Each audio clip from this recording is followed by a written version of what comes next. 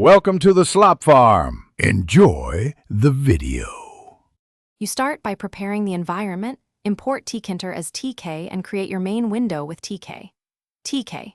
This is the first actionable step. Set window size, title, and a simple layout. Use frames to separate controls versus display areas, and pack or grid for initial placement. Once done, make sure the event loop is planned with root. Main loop, that keeps the GUI responsive. You now have a live window. Next, we add widgets and behaviors. Now you add widgets and wire functionality so the GUI does something.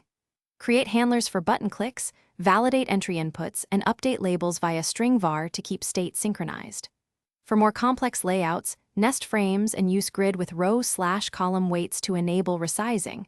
This is why planning the grid matters. Once handlers are attached, test interactions stepwise, one widget at a time, to find incorrect bindings quickly. Then move to layout polish and accessibility cues. Finish by organizing code into a class-based app, separating UI setup, business logic, and resource paths. This makes maintenance easier. Then test cross-platform behavior. On Windows versus Linux, differences in fonts and DPI can affect layout. When packaging, use pinstaller and include data files. Adjust add data for images.